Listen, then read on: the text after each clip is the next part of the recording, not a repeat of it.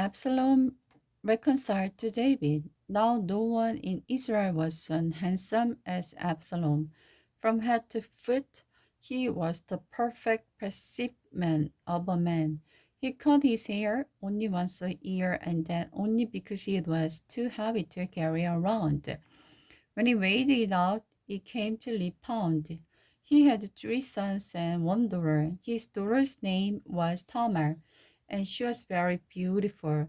Absalom lived in Jerusalem for 2 years without getting to see the king. Then Absalom sent for Joab to ask him to intercede for him, but Joab refused to come.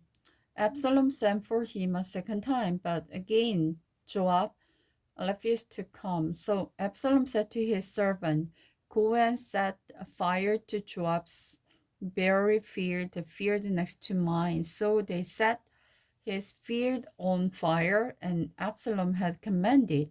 Then Joab came to Absalom and demanded, "Why did your servant set my field on fire?" Absalom replied, "Because I want you to ask the king why he brought me back from the Geshur. He didn't intend to see me.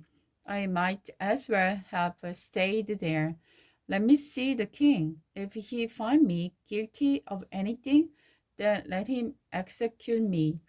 So Joab told the king what Absalom had said, then arrested David's summoned his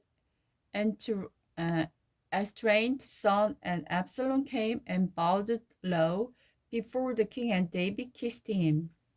Absalom's rebellion. After this, Absalom bought a chariot and horse, and he hired 50 footmen to run ahead of him. He got up early every morning, went out to the gate of the city. When people brought a case to the king for judgment, Absalom would ask where they were from, and they would tell him their tribe.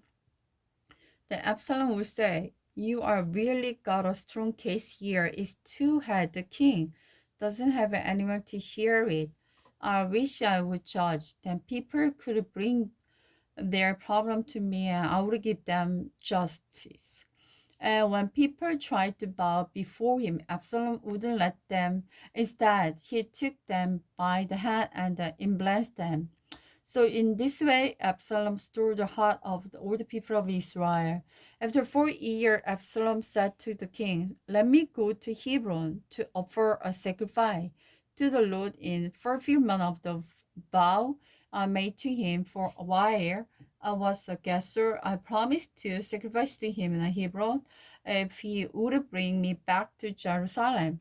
"All right," the king told him, "go and fulfill your vow." So Absalom went to the Hebron.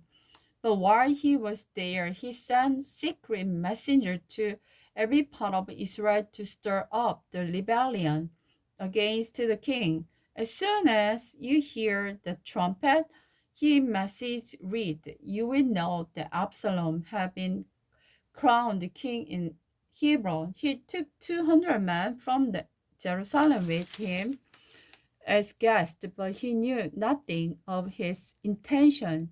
While he was offering the sacrifice, he sent for Abidohar, one of the David's counselor who lived in Gilon. Soon many others also joined Absalom, and the conspiracy again gained more momentum.